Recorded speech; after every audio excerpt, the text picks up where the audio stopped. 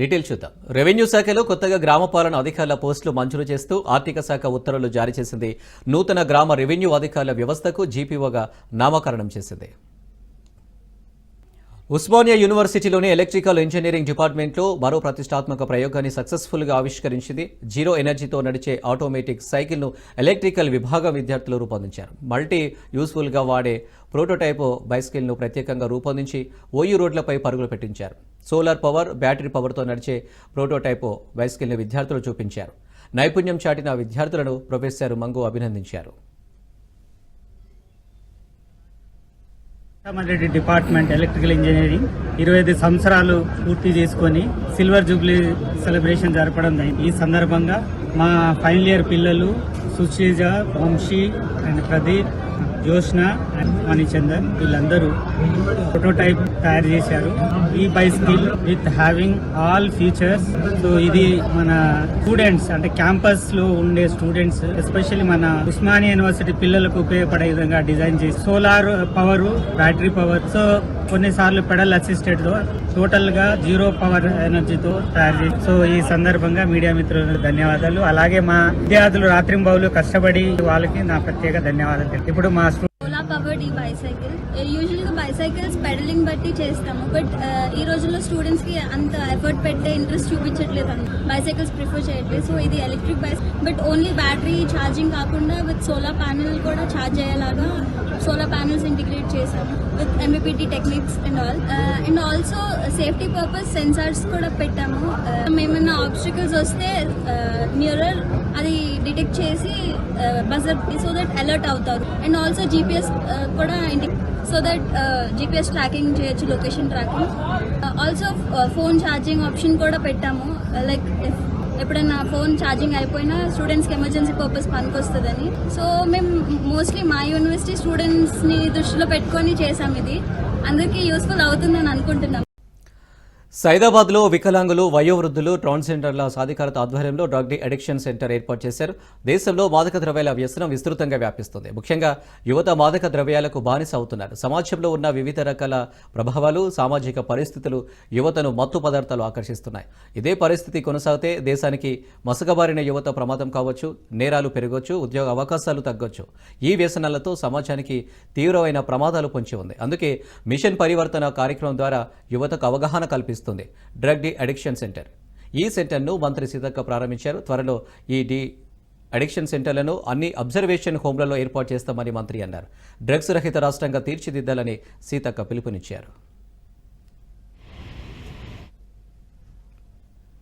వాతావరణాన్ని పిల్లలలో పెంపొందించాలన్న ఉద్దేశంతో ఈ రోజు మా ఉమెన్ అండ్ చైల్డ్ డిపార్ట్మెంట్ ఆధ్వర్యంలో ఈ అబ్జర్వేషన్ హైదరాబాద్ అబ్జర్వేషన్ హోమ్ లో మరి ఒక కౌన్సిలర్ పెట్టి వాళ్ళ యొక్క స్థితిగతులను ఎప్పటికప్పుడు తెలుసుకుంటూ వాళ్ళకు ప్రతి ఒక్కరికి కూడా ఒక కేస్ స్టడీ లాగా కేస్ షీట్ పెట్టి వాళ్ళ మానసిక స్థితిగతులు, హెల్త్ ప్రొఫైల్ అవన్నీ కూడా మేము ఏర్పాటు చేయడం జరిగింది. ఈ రోజు ఇలా ఒక మెరుగైన జీవితాన్ని వాళ్ళకు అందించడం కోసం ఏర్పాటు చేసినందుకు మాకు చాలా సంతోషంగా ఉంది. ఇలాంటి అడిక్షన్ సెంటర్స్ ఇంకా చాలా కూడా విస్తృత పరుస్తాం. ప్రతి సంవత్సరం ఇలా 13-15 లక్షలతోటి ఇలాంటి సెంటర్స్ ఇంకా పెంచి ఈ యొక్క మహమ్మారి నుంచి మనం ఈ రాష్ట్రాన్ని ఈ ప్రజల్ని కాపాడాలి. ముఖ్యంగా సీఎం రేవంత్ రెడ్డి గారు అధికారంలోకి వచ్చిన నాటి నుంచి ఈ యొక్క డ్రగ్స్ అడిగి ఏదైతే ఉందో దాన్ని ఉక్కు పాదంతో మరి తొక్కివేస్తున్నటువంటి పరిస్థితి. పోలీస్ అధికారులను కూడా ప్రత్యేకంగా నార్కటిక్ డిపార్ట్మెంట్ ద్వారా స్పెషల్ కేర్ తీసుకొని ఫస్ట్ అవేర్నెస్ ఇవ్వడం, అదే విధంగా పనిష్మెంట్స్ ఇవ్వడం, రెండు ఉన్నాయి. శిక్ష ఉంది, శిక్షణ ఉన్నట్టుగా అవేర్నెస్ ఇవ్వడం. సో ఈ రెండింటిని మనం సైమల్టేనియస్ గా నడిపిస్తా ఉన్నాం. అందుకనే రాష్ట్రంలో ఉన్నటువంటి యువకులు గాని, పెద్దలు గాని ఎవరైతే ఈ గంజాయి మత్తులో, డ్రగ్స్ మత్తులో మునిగుతున్నారో వాళ్ళందరూ కూడా దయచేసి ఆ మత్తు నుంచి బయటికి రండి. మిమ్మల్ని మీరు తీర్చిదిద్దుకోండి. ఈ యొక్క డ్రగ్స్ రహిత రాష్ట్రంగా, డ్రగ్స్ రహిత దేశంగా మరియు అభివృద్ధిలోకి వచ్చినప్పుడే ఈ దేశం అభివృద్ధి చెందుతుంది, ఆ కుటుంబాలు బాగుపడతాయి. ఎంత ఘోరం అంటే మనం చూస్తా ఉన్నాం.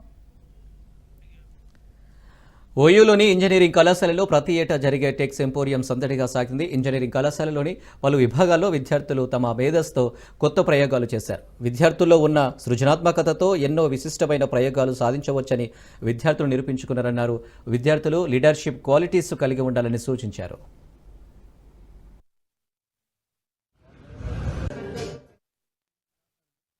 ఈరోజు అన్ని డిపార్ట్మెంట్లు కూడా స్టూడెంట్ టెక్నికల్ సింపోజియం జరుగుతున్నాయి. వివిధ డిపార్ట్మెంట్లలో వాళ్ళ యొక్క సృజనాత్మకత, వాళ్ళ యొక్క టెక్నాలజీని ఆవిష్కరించుకుంటూ వాళ్ళు ఇవి చేస్తూ ఉన్నారు. ఇప్పుడు మనం ఈసీ డిపార్ట్మెంట్లో ఉన్నాం. రీసెంట్గా మనకి ఇస్రో చేసిన సక్సెస్ మనందరం చూసాము, చంద్రయాన్ 3. సో చంద్రయాన్ 3 వెహికల్ ఇక్కడ చేస్తాం. ఇదే కాకుండా ఇక్కడ రాకెట్స్, మిజైల్స్ ఎలా ఉంటాయి, సో శాస్త్రవేత్తలు ఎలా చేస్తారు, అవన్నీ కూడా ఇక్కడ డెమాన్స్ట్రేషన్ జరుగుతున్నాయి. వివిధ డిపార్ట్మెంట్లలో ఎలా జరుగుతాయి అనేది ఇక్కడ చూపిస్తున్నారు. ఇది ప్యూర్ గా హోల్ అండ్ సోల్ విద్యార్థులు చేస్తున్న కార్యక్రమాలు. మేము వెనకంజుగా ఉండి వాళ్ళకి తగిన ప్రోత్సాహం, తగిన సలహాలు ఇస్తూ ఉంటాము. ఫండ్ రైజింగ్ దగ్గర నుంచి ఎలా కార్యక్రమాలు చేయాలి, ఎలా చేయాలనేది కూడా మొత్తం వాళ్ళే మార్గదర్శనంలో జరుగుతుంది. సో దీనివల్ల స్టూడెంట్స్ కి సిర్పూర్ కాగజ్ నగర్ కాంగ్రెస్ ఇన్ఛార్జి రావి శ్రీనివాస్ కు క్రమశిక్షణ సంఘం చైర్మన్ చిన్నారెడ్డి షోకాజ్ నోటీసులు జారీ చేశారు. ఇన్ఛార్జి మంత్రిగా వ్యతిరేకంగా మాట్లాడటం, పార్టీ వ్యతిరేక కార్యకలాపాలకు పాల్పడ్డారని ఉద్దేశంతో షోకాజ్ నోటీసులు ఇచ్చారు. అయితే ఈ నెల 28వ తేదీ వరకు వివరణ ఇవ్వాలని షోకాజ్ నోటీసులు జారీ చేసింది క్రమశిక్షణ సంఘం.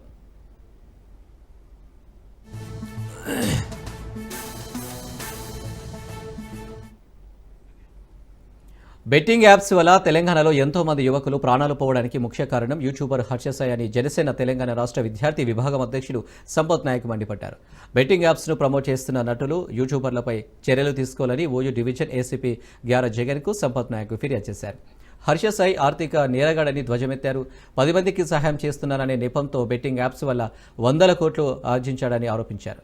హర్ష సాయి చేసిన బెట్టింగ్ యాప్ ప్రమోషన్ వల్ల 100 మంది యువకులు ప్రాణాలు కోల్పోయారని మండిపడ్డారు. హర్ష సాయితో పాటు బెట్టింగ్ యాప్స్ను ప్రమోట్ చేసిన వారిపై తక్షణమే కఠిన చర్యలు తీసుకోవాలని డిమాండ్ చేశారు.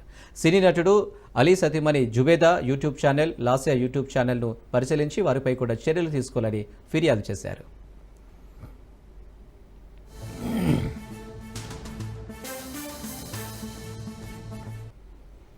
బడ్జెట్ కేటాయింపుల్లో ఆర్టీసీకి ప్రభుత్వం మొండి చూపించిందని RTC JAC leader Thomas Reddy అన్నారు. ఆర్టీసీపై అభివృద్ధిపై ప్రభుత్వం ఏమాత్రం దృష్టి పెట్టినట్లు బడ్జెట్లో కనిపించలేదన్నారు. ఆర్టీసీని ఆధునీకరించి విస్తరిస్తామన్నారు. ఆధునిక సౌకర్యాలతో కొత్త సర్వీసులు తీసుకొస్తామని అవి కూడా చేయలేదన్నారు. ఎండీ పనితీరు అనుకున్నంతగా లేదని ఆవేదన వ్యక్తం చేశారు. పీఆర్సీ బకాయిల చెల్లింపులో జాప్యం జరుగుతుందన్నారు. ఆర్టీసీ బడ్జెట్ కేటాయింపులపై థామస్ రెడ్డితో మా ప్రతినిధి Ramalakshmi face to face. Telangana రాష్ట్ర ప్రభుత్వం బడ్జెట్లో ఆర్టీసీ కొరకు కేటాయించిన నిధులపై ఈరోజు మనతో పాటు ప్రస్తావించడానికి RTC JAC general secretary Thomas Reddy గారు మనతో ఉన్నారు. ఆయనతో మాట్లాడి తెలుసుకుందాం. సార్, ఇప్పుడు జారీ చేసిన బడ్జెట్ పైన మీరు ఎట్లా ప్రస్తావిస్తారు? బడ్జెట్ అనేది ఆర్టీసీని నిర్వీర్యం చేసేటువంటి పరిస్థితిలో ఇవ్వడం జరిగింది. అన్ని ప్రభుత్వాలు గతంలో ఆర్టీసీకి ఎక్కడున్నా కానీ మరి బడ్జెట్లో కేటాయించి కొత్త బస్సులు కొనడానికి, మనుగడ చేయడానికి, కార్మిక వెల్ఫేర్ కోసం పెట్టేవాళ్ళు. అన్ని ప్రభుత్వాలు గతంలో తెలుగుదేశం పెట్టింది, మరి వైఎస్ఆర్ ఉన్నప్పుడు పెట్టిండ్రు, అట్లనే నాకు బీఆర్ఎస్ ప్రభుత్వం కూడా ఇవ్వడం జరిగింది. ఇవాళ ఈ ప్రభుత్వం వీళ్ళు ప్రభుత్వంకి వస్తామని అప్పుడు ఏం చేసిందంటే ఆర్టీసీ వాళ్ళు ఏం చేయలేదు, మేము ఆర్టీసీకి అన్నీ చేస్తామని చెప్పి మేనిఫెస్టోలో పెట్టి ఆర్టీసీ ఉద్యోగులని ప్రభుత్వంలో విలీనం చేస్తాం, వాళ్ళకి రావాల్సినటువంటి బకాయిలన్నీ ఇస్తాం, వాళ్ళ పీఆర్సీలు ఇస్తాం, వాళ్ళకి యూనియన్ ఇస్తాం, కొత్త బస్సులు కొని టోటల్గా మా తెలంగాణకి మొత్తం కూడా కొత్త బస్సులు కొని ఆధునీకరణ చేస్తాం అని చెప్పి మాట ఇవ్వడం జరిగింది. దాంతో మేము నమ్మి అందరం కూడా ఓట్లేసి కాంగ్రెస్ ప్రభుత్వం గెలవడానికి కారణమైనాం. కాంగ్రెస్ ప్రభుత్వం గెలిచిన తర్వాత కూడా గౌరవ ముఖ్యమంత్రి గారు చెప్పారు, ఇవాళ వారియర్స్ వాళ్ళే ముందు వరుసలో ఉన్నారు, వాళ్ళ వల్లనే మాకు వచ్చింది కాబట్టి అన్నీ చేస్తా అని చెప్పారు. ఇవాళ 1.5 month అయిన తర్వాత బడ్జెట్ మొదటి నుంచి కూడా మేమేమన్నామంటే మమ్మల్ని పట్టించుకోండి అని చెప్పినాం. ట్రాన్స్పోర్ట్ మినిస్టర్ కానీ ముఖ్యమంత్రి కానీ మమ్మల్ని పట్టించుకున్నటువంటి పరిస్థితులు పోలేదు, ఆర్టీసీని పట్టించుకోలేదు. సజ్జనార్ గారు ఏకఛత్రాధిపత్యంగా ఇష్టారాజ్యంగా చేసి వాళ్ళ ఆర్టీసీ కార్మికుల మీద దమనకాండ పెట్టేసి నిర్బంధంలో పనిచేపించి 16 గంటలు 18 గంటలు చేస్తున్నటువంటి తరుణంలో ప్రభుత్వానికి విన్నవించడం, చాలా విజ్ఞాపన పత్రాలు ఇచ్చడం, అందరినీ కూడా కలిసినాం. ఇవన్నీ కరెక్ట్ కాదు, ఆర్టీసీని ఆదరించండి, తర్వాత ప్రభుత్వంలో విలీనం చేయండి అంటే అప్పుడు 3 నెలల తర్వాత చేస్తున్నారు. ఇవాళ 1.5 year అయినా కానీ ఇంతవరకు మాట్లాడకపోవడం వలన సమస్యలపై కార్మికులు చాలా దిగ్బంధంలో ఉండడం వలన మేము సమ్మె నోటీసు జనవరి 27వ తారీఖు నాడు సమ్మె నోటీసు ఇచ్చినాం. సమ్మె నోటీస్ అంటే తప్పని పరిస్థితుల్లో ట్రేడ్ యూనియన్లుగా ఇస్తాం. ఇచ్చినప్పుడు కూర్చోబెట్టి మాట్లాడి వాళ్ళు పరిష్కారం చేయలేదు. ఇవాళ యాజమాన్యం చేయలేదు, గవర్నమెంట్ పట్టించుకోలేదు. మెయిన్గా ఏంటంటే మేము బడ్జెట్లో కేటాయించినాం. ఇవాళ ఆర్టీసీకి ఒక 10,000 కోట్లు పెట్టండి, పెడితే ఆర్టీసీ మనుగడ ప్రశ్నార్థకం కాకుండా ఉంటుంది. కారణం ఏంటంటే కొత్త బస్సులు కొనాలి, పిఆర్సీలు డ్యూ ఉన్నాయి ఇవ్వాలి. 2017కు సంబంధించి ఫుల్ఫిల్ కాలేదు, 2021 ఉంది, 2025 మళ్ళీ ఏప్రిల్ 1 వస్తే కూడా ఇంకో పిఆర్సీ ఇవ్వాల్సి ఉంటుంది. మీరు చెప్పిన వాగ్దానం ప్రకారంగా మరి 2021 పిఆర్సీని ప్రభుత్వ ఉద్యోగులతో సమానంగా చేస్తున్నారు కాబట్టి ఆ విధంగా చేయాలని చెప్పి అడిగితే మాట్లాడకపోవడం వలన సమ్మె నోటీస్ ఇచ్చినాం. ఇవాళ బడ్జెట్లో కేటాయించాలని చెప్పినాం. నిన్న బడ్జెట్ వస్తే బడ్జెట్ చూసిన తర్వాత ఆశ్చర్యానికి గురైపోయినాం. బడ్జెట్ పూర్తిగా ఆర్టీసీని నిర్వీర్యం చేయడానికి పెట్టినారు. అది బడ్జెట్ కాదు, ఆర్టీసీకి పెట్టలేదు అని చెప్పడానికి మేము సిద్ధంగా ఉన్నాం. కేవలం మహాలక్ష్మి పథకం కోసము 4,305 కోట్లు పెట్టడం జరిగింది. వాళ్ళు అంత మాత్రమే పెట్టారు. అవి కూడా నెక్స్ట్ ఇయర్ వరకు కంటిన్యూ కావాలి. ఆర్టీసీలో ఓఆర్ పెరిగిందనే నెపంతో ఇప్పటి వరకు కూడా ఈ ప్రభుత్వము మాకు రియంబర్స్మెంట్ ఇవ్వట్లేదు.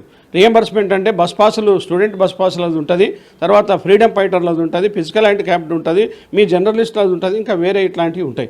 ఇవన్నీ కూడా మాకు గత ప్రభుత్వాలు ఇచ్చినట్టు ఈ ప్రభుత్వం ఇవ్వాల్సింది ఇవ్వట్లేదు. రెండోది ఓఆర్ పెరిగింది. మహాలక్ష్మి పథకం వల్ల మేము స్వాగతిస్తున్నాం, పనిచేస్తున్నాం, ఇబ్బందులు పడుతున్నాం, ఓకే. ఆ ఓఆర్ పెరిగింది, కానీ రియంబర్స్మెంట్ మీరు ఇవ్వాలి. ఏమన్నారు, నెలకి దాదాపుగా 400 కోట్లు మాకు రావాల్సి ఉంది. మీరేం చెప్పారు, ఫైనాన్స్ మినిస్టర్ గారు 350 కోట్లు ఇస్తామని చెప్పారు. ఆ ప్రకారంగా ఇవ్వాలి, కానీ ఇస్తున్నా అని మీరు స్టేట్మెంట్లలో చెప్తా ఉన్నారు. వాస్తవంగా మీరు ఎంత ఇచ్చిండ్రు అనేది ఇవాళ మేము అడుగుతా ఉన్నాం. ప్రశ్న, మీరు ఎంత డ్యూ ఉన్నది చెప్పండి. ఇప్పుడు బడ్జెట్ రిక్వైర్మెంట్ అనేది ఆర్టీసీకి ఎంత ఉందంటారు? ఇప్పుడు చేసిన దానివల్ల ఎంత వరకు కవర్ అవుతుంది అంటారు? మాకు 10,000 కోట్లు బడ్జెట్లో పెట్టాల్సిన అవసరం ఉండే ప్రభుత్వానికి. రెండోది, ఈ సంవత్సరం అంతా కూడా ఉండడానికి కొత్త బస్సులు కానీ, మనుగడ కానీ, వెల్ఫేర్ కానీ చేయడానికి ఉండాల్సి ఉండే. మేము బడ్జెట్ మొత్తంలో 3% పెట్టండి అని చెప్పి కొన్ని ఏళ్ల నుంచి కొట్లాడుతూ ఉన్నాం. 3% అంటే 3,000 కోట్లు ఉంటుంది. పనిభారం ఎక్కువై రోజు పనిచేయడం వల్ల స్ట్రెస్కి గురవుతూ ఉన్నారు. అటువంటి పరిస్థితుల్లో మేము ఇస్తే అర్థం చేసుకోమని చెప్పి నేను రిక్వెస్ట్ చేస్తూ ఉన్నాను. లేని పక్షంలో సమ్మె తప్పదు. ఇక లాస్ట్కి ఏం చేస్తాం, పిల్లిని బోన్లో వేసి కొడితే తిరుగుబాటు చేసినట్టుగా ఆర్టీసీ ఉద్యోగులకు చివరి వస్తాం అదే ఉంది. మీరు యూనియన్లు ఇస్తానన్నారు, ఇవ్వలే, మాట్లాడే పరిస్థితి లేదు, ఎవరిని లోపలికి రానియరు. ఇవాళ 100 మంది రోడ్ల మీద పడ్డారు. అంటే మీరు రూల్ ఏమో ధిక్కరించిండ్రు, చిన్న వాటికేమో పనిష్మెంట్లు ఇస్తా ఉన్నారు కాబట్టి ఇబ్బందికర పరిస్థితి ఉంది. తిరిగి బడ్జెట్ని పునరాలోచించి 10,000 కోట్లు బడ్జెట్కి పెట్టేసి ఆర్టీసీని ఆధునీకరించాలని చెప్పి కోరుతా ఉన్నా. సో మొత్తానికి చూసుకున్నట్లయితే కనుక తెలంగాణ రాష్ట్ర ప్రభుత్వం 2025లో భాగంగా బడ్జెట్ కేటాయించింది. ఈ బడ్జెట్లో భాగంగా ఆర్టీసీకి అన్యాయం జరిగింది, ఇక్కడ సరిపడినంత నిధులు కేటాయించలేదని చెప్పేసి ఇటు జేఏసీ నాయకులు వాపోతున్న పరిస్థితి కనిపిస్తుంది. మరోసారి బీజేపీ ఎమ్మెల్యే రాజాసింగ్ సంచలన వ్యాఖ్యలు చేశారు. తన సొంత పార్టీ అయిన బీజేపీ రాష్ట్ర నాయకత్వంపై మరోసారి విమర్శనాస్త్రాలు సంధించారు. తొందరలోనే తెలంగాణకు కొత్త బీజేపీ అధ్యక్షుడు రాబోతున్నాడని వెల్లడించాడు రాజాసింగ్. అయితే అధ్యక్షుడిని ఫైనల్ చేసేది స్టేట్ కమిటీనా లేక సెంటర్ కమిటీనా అనే దానిపై క్లారిటీ ఇవ్వలేదన్నాడు. కొందరు అధ్యక్షుడు కాగానే వారి గ్రూప్ తయారు చేసుకుని పార్టీకి నష్టం చేస్తారని అన్నారు. పార్టీ కోసం జైలుకెళ్లిన కార్యకర్తలను పక్కన పెట్టారని చెప్పారు. ఎమ్మెల్యేలు, ఎంపీలకు ఫ్రీ హ్యాండ్ ఇస్తే తెలంగాణలో బీజేపీ ప్రభుత్వం వస్తుందన్నారు. గతంలో పార్టీ కార్యకర్తల్ని సీనియర్ అధికారులు తొక్కిపెట్టారని అన్నారు. కార్యకర్తల మనసులో ఉన్న మాటనే తాను చెబుతున్నట్టు రాజాసింగ్ చెప్పారు. సమస్యను పెద్దల దృష్టికి తీసుకువెళ్లినా వాళ్లు వినకపోతే ప్రజల ముందు పెడతానన్నారు రాజాసింగ్.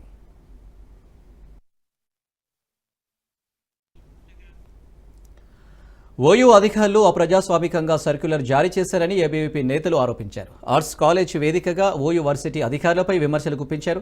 2025 మార్చి 13ను ఓయూలో బ్లాక్ డేగా నిర్వహిస్తామన్నారు. వందే మాతరం ఉద్యమం నుండి తెలంగాణ ఉద్యమం వరకు ఏ సమస్య ఉన్నా తీర్చిదిద్దే గడ్డ ఉస్మానియా యూనివర్సిటీ అన్నారు. వర్సిటీలో ధర్నాలు, నిరసనలు చేయొద్దు అంటూ అధికారులు ఇచ్చిన సర్క్యులర్ను విడుదల చేయడం సిగ్గుచేటు అని మండిపడ్డారు.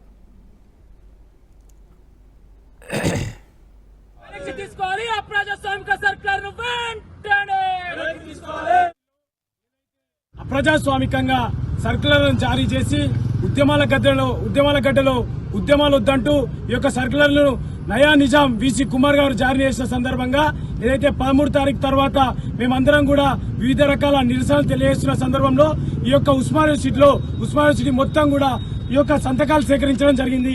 ఈ యొక్క 3 రోజులు ఏదైతే 19, 20, 21 సందర్భంగా సంతకాలు సేకరించిన సందర్భంలో 4,731 సంతకాలు సేకరించాం. ఈ యొక్క కుమార్ గారు ఎవరైతే ఉన్నారో ఈ యొక్క ఉస్మానియా వీసీ ఒంటెద్దు పోకడలతో కేవలం ఒక్కడి యొక్క నిర్ణయంతో ఈ యొక్క యూనివర్సిటీని నిర్వీర్యపరుస్తూ ప్రభుత్వ విద్యను నీరుగార్చాలని చూస్తున్న సందర్భంలో మేము ఈరోజు వీసీ గారికి హుకుం జారీ చేస్తా ఉన్నాము. వెంటనే ఈ యొక్క సర్కులర్ వెనక్కి తీసుకొని విద్యార్థులకు ఊరట కల్పించాలి. లేని ఏడల్లో పెద్ద ఎత్తున ఉద్యమాలుంటాయి. కొత్త సంవత్సరం 2025లో మార్చి 13 అనేది ఉస్మానియా యూనివర్సిటీకి బ్లాక్ డేగా మేము ప్రకటిస్తున్నాం ఏబీపీ నుండి. ఎందుకోసం అంటే వందే మాతరం యుద్ధం నుండి తెలంగాణ ఉద్యమం వరకు ఈ రోజు రాష్ట్రంలో ఏ సమస్య ఉన్నా గానీ ఇక్కడ కొట్లాడి ఉస్మాన్ సిటీ గడ్డ మీద సాల్వ్ చేసే సొల్యూషన్ దొరికే గడ్డ ఈ రోజు ఉస్మాన్ సిటీ. ఆ గడ్డ మీద నినాదాలు, స్లోగన్స్, సర్క్యులర్లు ఇవ్వద్దని చెప్పడం అనేది చాలా సిగ్గుచేటు. ఈ రోజు యావత్ భారతదేశం సిగ్గుపడుతున్నది ఈ యొక్క సర్క్యులర్ చూసి. అదే విధంగా విద్యార్థులందరూ కూడా ప్రతి ఒక్క డిపార్ట్మెంట్ ఈ రోజు 24 హాస్టళ్లలో ఈ రోజు 57 డిపార్ట్మెంట్లు బ్లాక్లకు వెళ్లి ప్రతి విద్యార్థిని కలిసి మొత్తం కూడా 4731 మంది విద్యార్థుల ప్రొఫెసర్ల నాన్ టీచింగ్ యొక్క సంతకాలు సేకరించడం జరిగింది. ఈ సంతకాలు తీసుకొని మాగడ పెట్టుకోవడం కాదు. ఈ రోజు ఎడ్యుకేషన్ మినిస్టర్ ఎవరున్నారు, ఎడ్యుకేషన్ ప్రిన్సిపల్ సెక్రటరీ ఎవరున్నారు, ఈ రోజు అన్ని విశ్వవిద్యాలయాలకు ఛాన్సలర్ ఉన్నటువంటి గవర్నర్ గారిని కూడా కలుస్తాము. అదే విధంగా అవసరం ఉంటే అప్పటికి కూడా ఈ యొక్క ప్రభుత్వం గానీ అప్పటికి కూడా ఈ వీసీ కూడా తలవంచకపోతే కోర్టుకు కూడా పోయి మా హక్కులను రాజ్యాంగం డాక్టర్ బిఆర్ అంబేద్కర్ గారు ఇచ్చిన రాజ్యాంగం కోసము కొట్లాడతామని తెలియజేస్తున్నాము. విహెచ్పి నేత రావి నూతల శశిధర్ ఇంటిపై గుర్తు తెలియని వ్యక్తులు దాడి చేశారు. వనస్థలిపురంలోని విహెచ్పి నేత శశిధర్ ఇంటిపై అర్ధరాత్రి దాడి జరిగింది. దీనిపై వనస్థలిపురం పోలీసులకు ఫిర్యాదు చేసినట్టు తెలిపారు. అర్ధరాత్రి ఆగంతకులు వచ్చిన సమయాన్ని గుర్తించి వనస్థలిపురం పోలీసులకు ఫిర్యాదు చేసినట్టు శశిధర్ చెప్పారు. ఆగంతకులు అర్ధరాత్రి ఇంట్లోని మొదటి అంతస్తుకు వచ్చారన్నారు. తన ప్రాణాలకు ముప్పు ఉందని ఆందోళన వ్యక్తం చేశారు. భద్రత కల్పించాలని పోలీసులకు విజ్ఞప్తి చేశారు. గతంలో కూడా పలుసార్లు శశిధర్ ఇంటిపై ఆగంతకులు రెక్కి నిర్వహించారు. అప్పుడు జిహాదీ తీవ్రవాదులు ఒకరిని అరెస్టు చేశారని శశిధర్ తెలిపారు. ఇక శశిధర్ ఫిర్యాదుతో కేసు నమోదు చేసుకున్న పోలీసులు దర్యాప్తు చేస్తున్నారు. సీసీ ఫుటేజ్ ఆధారంగా విచారణ చేస్తున్నట్టు కూడా తెలుస్తుంది.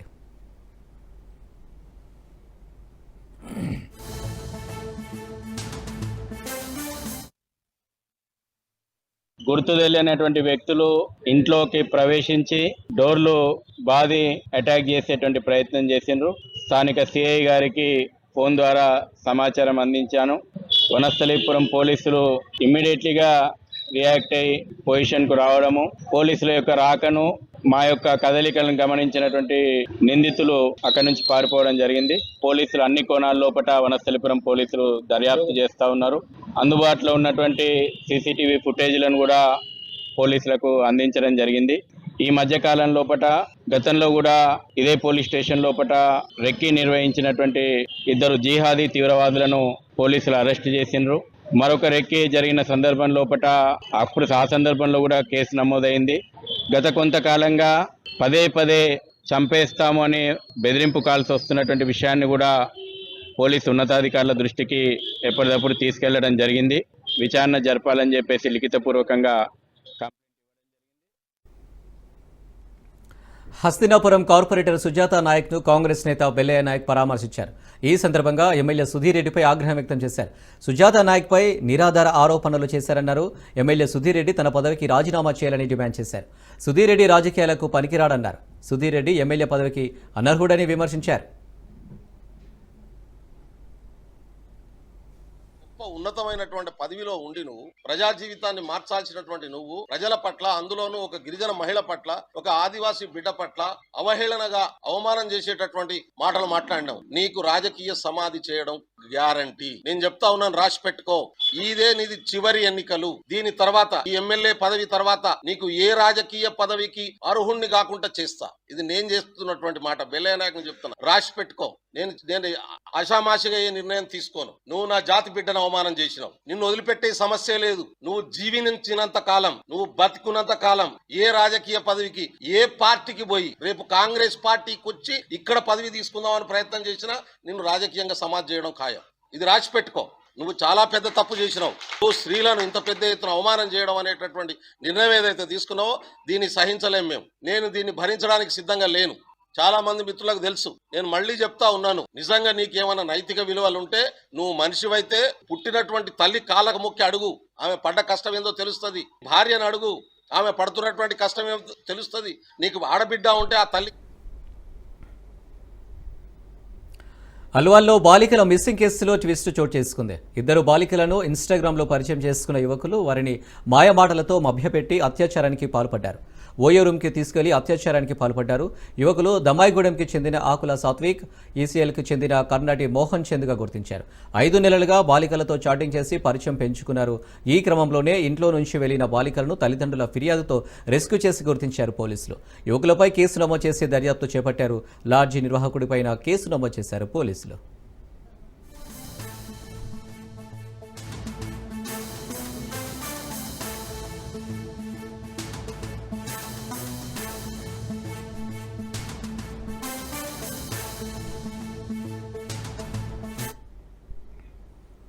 ఉప్పల్లో ఐపీఎల్ బ్లాక్ టికెట్ల దందా వెలుగు చూసింది. మెట్రో స్టేషన్ సమీపంలో బ్లాక్ టికెట్లు విక్రయిస్తున్నారు. 4 ఐపీఎల్ మ్యాచ్ టికెట్లను పోలీసులు స్వాధీనం చేసుకున్నారు.